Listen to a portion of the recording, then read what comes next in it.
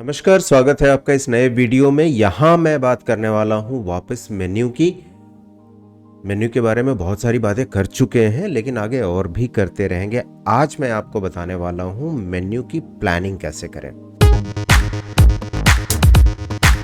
तो चलिए मेरे साथ मेन्यू की प्लानिंग करते हैं। मेन्यू की प्लानिंग में 3-4 चीजें आपको जाननी बहुत जरूरी है। सबसे पहले आपका restaurant type. What do you mean restaurant type?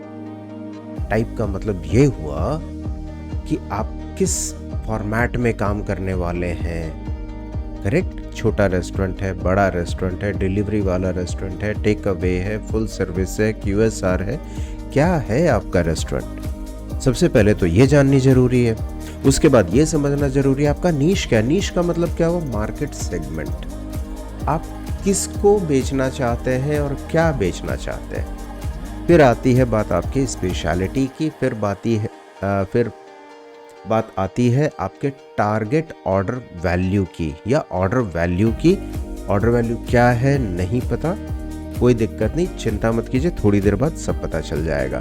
फिर फाइनली बात आती है मेन्यू स्प्रेड की। ऐसा नहीं कि एक पेपर लिया और लिख दिया 10 आइटम, ये हो गया हमारा menu. There is a process to it, there is a method to it. सबसे पहले क्या जानना है? सबसे पहले जानना है रेस्टोरेंट टाइप क्या है हमारा। अब टाइप का मतलब क्या हुआ? टाइप में आती हैं 3 चीजें। सबसे पहले आता है फॉर्मेट।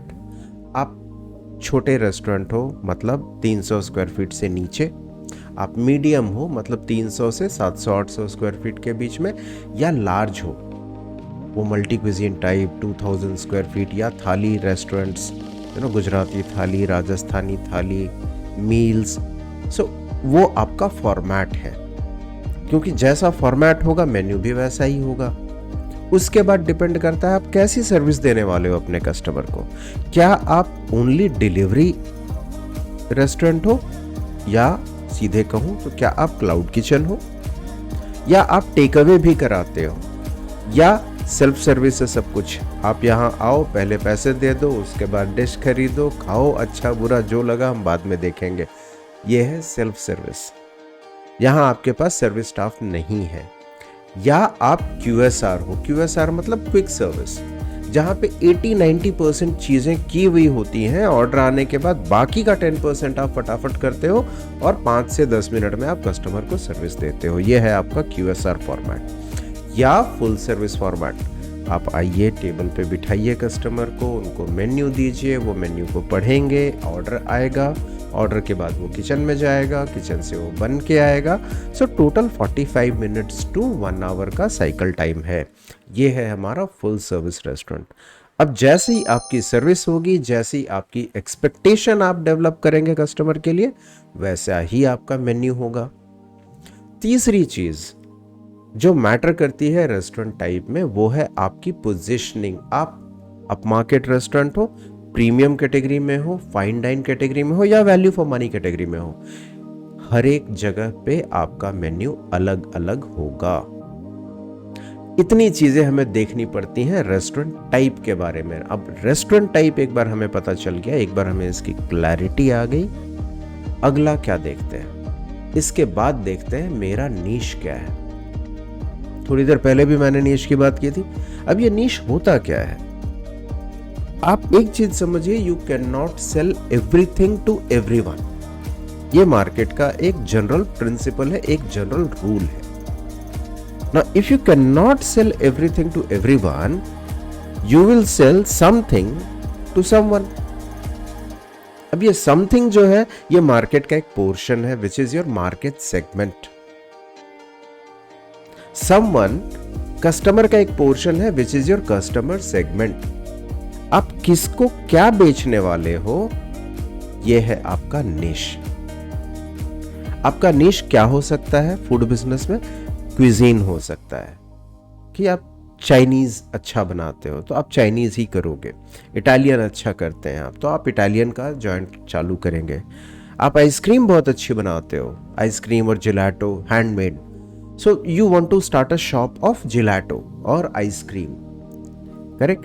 या कुछ नहीं, आप सुबह का नाश्ता बहुत बढ़िया, आलू पराठे बहुत अच्छे बनाते हो, तो आपके मेन्यू में और कुछ नहीं, सिर्फ आलू पराठा है। क्योंकि ये आपकी स्पेशलिटी, आपको लंच डिनर ये सबसे मतलब ही नहीं है, आप सिर्फ ब्रेकफास्ट देखना चाहते हो। सो ये है आपके निश।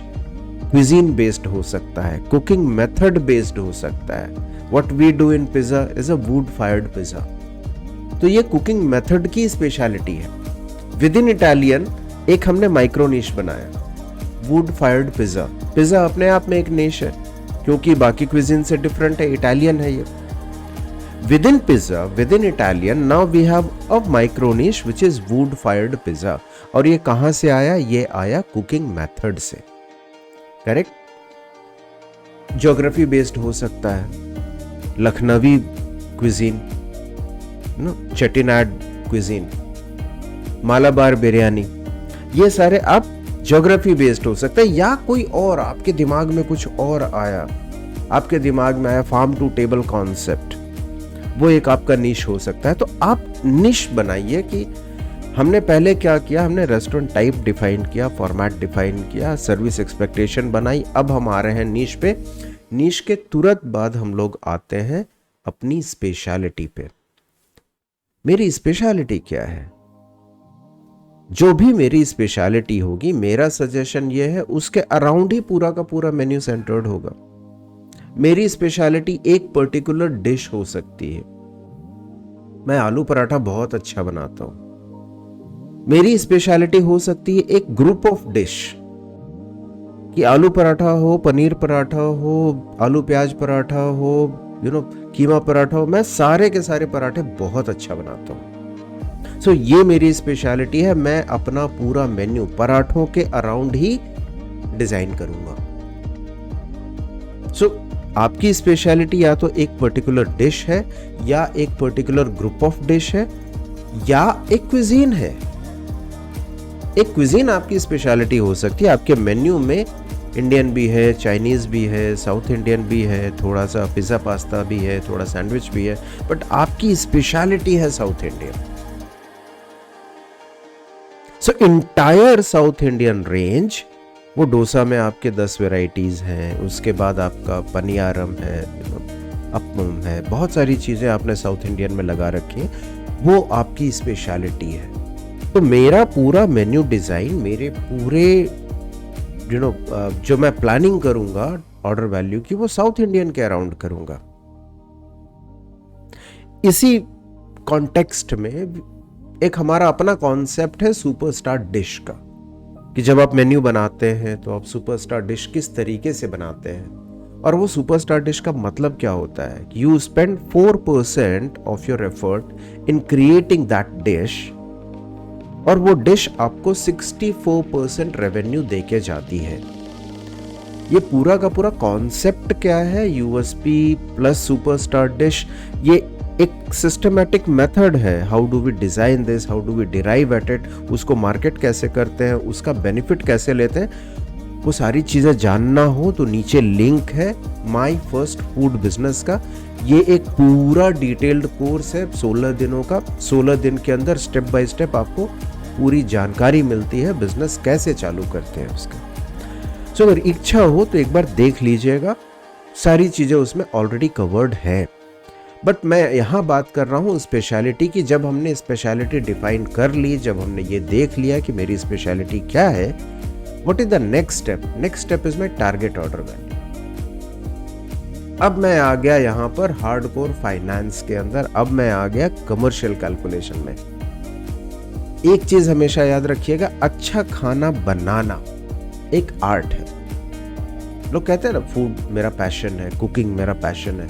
अच्छा खाना बनाना एक आर्ट है, पर उस खाने से अच्छा बिजनेस खड़ा करना एक साइंस है, वो प्रोसेस है। Step by step you have to do things correct in a sequence. एक सीक्वेंस भी जरूरी है, एक प्रोसेस भी जरूरी है, एक मेथड भी जरूरी है। And if you do everything correct, you create a big business. So यहां पर बात आती है टारगेट ऑर्डर वैल्यू की। टारगेट ऑर्डर वैल्यू कैसे पता चलेगा? अभी मान लीजिए मैंने बनाया पराठा, पराठों की बात चल रही थी, अभी पराठे बना रहे हैं। अभी आलू पराठा कितने का बेचेंगे? 40 रुपए का बेचेंगे, 50 रुपए का बेचेंगे, 60 रुपए का बेचेंगे। 2 पराठों की प्लेट बनाएंगे तो 100 रुपए की प्लेट होगी। अभी यहां मुझे सोचना है कि मुझे एक कस्टमर से कितने पैसे चाहिए, मेरा एवरेज बिल कितना होना चाहिए। अब 40 रुपए का पराठा बेचूंगा तो 40 रुपए बिल होगा, एक प्लेट में 2 पराठे बेचूंगा तो 100 रुपए का बिल होगा। पराठों के साथ मैं दही भी दूंगा, अचार भी दूंगा, थोड़ी लस्सी भी दूंगा, 140 रुपए का बिल हो सकता है। मुझे पर कस्टमर कितना चाहिए ये मुझे सोचना पड़ेगा अभी से। मैंने मेन्यू बनाया नहीं है, मैं सिर्फ डिश की बात कर रहा हूं, मैं सिर्फ स्पेशलिटी की बात कर रहा हूं, पर अभी से मेरे को दिमाग में रखना पड़ेगा मुझे पर कस्टमर 50 रुपए चाहिए या 150 रुपए चाहिए, 150 रुपीज क्या चाहिए मुझे पर कस्टमर। जितना चाहिए मैं उसके हिसाब से मेन्यू बनाऊंगा। अगर मुझे पर कस्टमर सिर्फ 50 रुपए चाहिए, मेरा टारगेट ऑर्डर वैल्यू 50 रुपए है, तो मेरा मेन्यू बड़ा सिंपल होगा। आलू पराठा 40 रुपए, आलू प्याज पराठा 50 रुपए, पनीर पराठा 60 रुपए एंड थिंग्स लाइक दैट।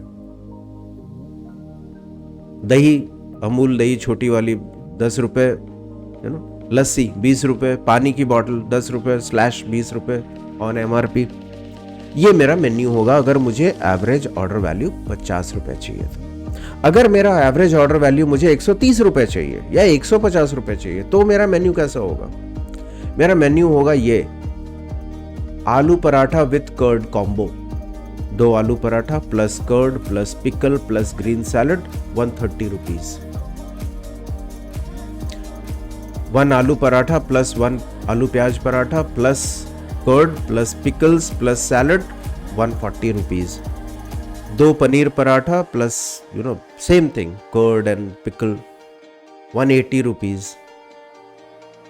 इस तरीके से मेन्यू बनाऊंगा मैं। सेम फूड है, मैं बना पराठे रहा हूं। पहले वाले केस में मेरा ऑर्डर वैल्यू नीचे है, उसमें पर कस्टमर एवरेज 50-60 रुपए ही आने वाले मुझे। अभी जो मेन्यू बनाया है इसमें 150 रुपीज आ सकते हैं। सो मुझे टारगेट ऑर्डर वैल्यू कितना चाहिए उसके हिसाब से भी मैं मेन्यू बनाता हूं। ये कॉन्सेप्ट नया था, आपको अभी तक नहीं पता था तो लिखिए नीचे कमेंट में, it's a bulb on moment. नई बात पता चली और ये बहुत क्रिटिकल चीज है। ये अगर आप ध्यान नहीं रखेंगे अपने मेन्यू के डिजाइन में तो आपका मेन्यू रेवेन्यू जनरेटिंग मेन्यू कैसे बनेगा। करेक्ट। सो टारगेट ऑर्डर वैल्यू इसलिए जरूरी होता है। अब इतना सब कर लिया, अब आते हैं फाइनली मेन्यू में होगा क्या। मेन्यू स्प्रेड के ऊपर बात करते हैं। मेन्यू स्प्रेड में क्या होगा, मैं पराठे वाला, करेक्ट, सुपर स्पेशलिटी, सिर्फ पराठा और कुछ है ही नहीं मेरे यहाँ पे, तो मेरा मेन्यू आधे पेज का होगा। बहुत हो गया आधा पेज, सिर्फ पराठे ही पराठे हैं, 10 तरह के पराठे and that's it. I don't need anything else. मैं अपना बिजनेस ऐसे भी खड़ा कर सकता हूं, कोई प्रॉब्लम नहीं है। लेकिन मान लीजिए मैंने 500 स्क्वायर फीट की एक दुकान ले ली, अब दुकान के अंदर किचन बना दिया 100 स्क्वायर फीट का। 100 स्क्वायर फीट का किचन है तो अभी पराठे के अलावा बहुत कुछ बन सकता है। मेरी इच्छा है पराठों के अलावा छोले भटूरे बना लेने की, या छोले बना लूं, कढ़ी बना लूं, पराठों में 3-4 और वैरायटी, मुगलई पराठा कर दूं, लच्छा पराठा कर दूं। अब मुगलई पराठा, लच्छा पराठा जैसे ही करूंगा उसके साथ में लगेगी सब्जी, आइटम बढ़ गए मेरे, करेक्ट। या पराठे हैं तो उसके साथ में मैं देना चाहता हूं फ्रेश लाइम सोडा, उसके साथ में देना चाहता हूं बटर मिल्क, उसके साथ देना चाहता हूं लस्सी, कोल्ड ड्रिंक। मेन्यू बढ़ गया। पहले केस में क्या हुआ, मैं आइटम बढ़ा रहा हूं अपनी स्पेशलिटी से रिलेटेड। जो मेरा मेन आइटम था पराठा, मैं उसकी रेंज बढ़ा रहा हूं। आलू पराठा, पनीर पराठा, ये सब क्या था, स्टफ्ड पराठा था। अब उसमें रेंज बढ़ाया मैंने, मुगलई पराठा डाला, लच्छा पराठा डाला, पराठे और सब्जी का कॉम्बो डाला, तो मेरी मेन आइटम की रेंज बढ़ गई। ये अलग चीज है। दूसरे केस में मैंने क्या किया, पराठे तो उतने ही हैं बट मैंने साइड आइटम्स डाले। मैं साथ में थोड़े बेवरेजेस डाल दिया, साथ में थोड़े साइड आइटम्स डाल। साइड आइटम्स कौन से होंगे पराठों में, अब स्टार्टर तो क्या दोगे, अब चिकन चिल्ली थोड़े ना खाओगे पराठे के साथ में, वो एक अलग डिश ही हो गया, करेक्ट। रुमाली रोटी एंड आपका जो कोई भी चिकन स्टार्टर या वेज स्टार्टर हो गया, वो एक अलग कैटेगरी हो गई। आप पराठों के साथ कंपेयर ही नहीं कर सकते उसको। तो स्टार्टर पे भूल जाइए पराठों के साथ में। पराठों के साथ हम ध्यान रखते हैं बेवरेजेस का, हम ध्यान रखते हैं डेजर्ट्स का। पराठों के साथ डेजर्ट क्या हुआ, दही थी, मिष्टी दही नहीं हो सकती क्या? मिष्टी दही भी हो सकती है एक आइटम। एक आइटम हलवा हो सकता है, एक आइटम गुलाब जामुन हो सकता है। इंडियन पे आइए, क्योंकि हम इंडियन डिश की बात कर रहे हैं, पराठों की बात कर रहे हैं, नॉर्थ इंडियन स्पेशलिटी की बात। नॉर्थ इंडियन में हम खाते क्या है डेजर्ट में? यहाँ हम डेजर्ट में वॉफल्स नहीं खाते, यहाँ हम आइसक्रीम नहीं खाते, यहाँ हम खाते मिठाई। तो पराठों के साथ डालिए 2-3 मिठाई, थोड़े बेवरेजेस, हो गया आपका मेन्यू कंप्लीट 1 पेज मेन्यू, जहां आपका मेन कोर्स है और थोड़े साइड आइटम्स हैं। साइड आइटम्स 3 कैटेगरी के होते हैं, स्टार्टर होते हैं, बेवरेजेस होते हैं, डेजर्ट होते हैं। स्टार्टर्स पराठों में नहीं आएगा, बेवरेजेस हमने देखा क्या आ सकता है, डेजर्ट हमने देखा क्या आ सकता है। इस तरीके से मेन्यू को प्लान करते हैं। थोड़ा बड़ा मेन्यू चाहिए अगर मुझे, तो मैंने पराठों की ही रेंज को बढ़ा दिया। और थोड़ा बड़ा करना था, 1000 स्क्वायर फीट की जगह ले ली। अभी 1000 स्क्वायर फीट में सिर्फ आलू पराठा के बेच के कैसे मैं अपना रिटर्न लूंगा? तो मुझे कुछ और भी रखना पड़ेगा। तो मैं लच्छा पराठा, मुगलई पराठा तो बना ही रहा था उधर, उसके साथ में थोड़ी सब्जी बना ही रहा था मैं, छोले बना ही रहा था मैं, पनीर की सब्जी बना ही रहा था मैं, 3-4 डिशेस मेरे दिमाग में थे। अब मैंने ऐड कर दिया राइस, तो बन गया छोले चावल, कढ़ी चावल, राजमा चावल, राइट। सो पराठों और सब्जी का अलग कॉम्बो है, राइस कॉम्बोज अलग हैं। अब मेरे दिमाग में आइडियाज आने शुरू हो गए, अच्छा जब ये मैं कर ही रहा हूं तो सूप क्यों ना कर लूं? तो एक सूप का सेक्शन बना दिया। इतना सब कर ही रहा हूं तो पनीर टिक्का क्यों नहीं बना लेता मैं? हरा भरा कबाब क्यों नहीं बना लेता मैं? वेज शीख कबाब क्यों नहीं बना लेता?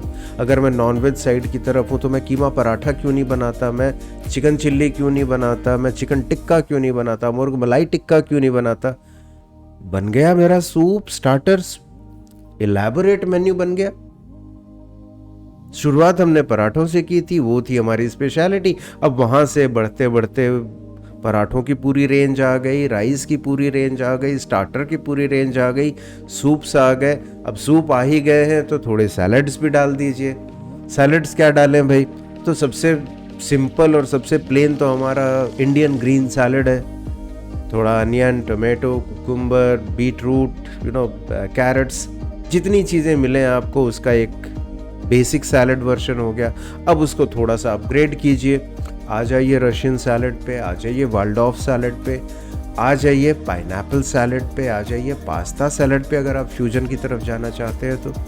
अब चीज़ें ऐड करते जाइए, मेन्यू बढ़ता चला जाएगा। पर मेन्यू कहाँ तक बढ़ाना है? कोई लिमिट है क्या इसकी?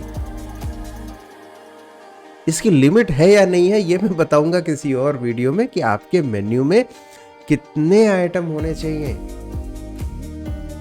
कहीं आप इन्फिनिटी मेन्यू की तरफ तो नहीं जा रहे। जमाना है एक्सपर्टीज का, जमाना है स्पेशलिटी का, जमाना है सुपर स्पेशलिटी का। तो आपका मेन्यू जितना छोटा हो उतना बढ़िया। आइडियल मेन्यू 1 पेज का होता है। बहुत इच्छा है आपकी तो उसको फ्रंट एंड बैक कर लीजिए, unless you are in multi cuisine. अगर आप मल्टी क्विजीन में हैं, अगर आप लार्ज फॉर्मेट में हैं, तो आपका 10 पेज का मेन्यू होगा। अगर आप फूड कोर्ट चला रहे हैं तो आपका 10 पेज का मेन्यू होगा, पर वो लार्ज फॉर्मेट सेटअप्स है। Normally 80% of the market can survive with 1 page menu. यही चीज मैं आपको बताना चाहता हूं। मिलेंगे किसी दूसरे वीडियो में, किसी दूसरे सब्जेक्ट को लेकर के। ये डिस्कशन जारी रहेगा मेन्यू के ऊपर हमारा। Take care and good luck.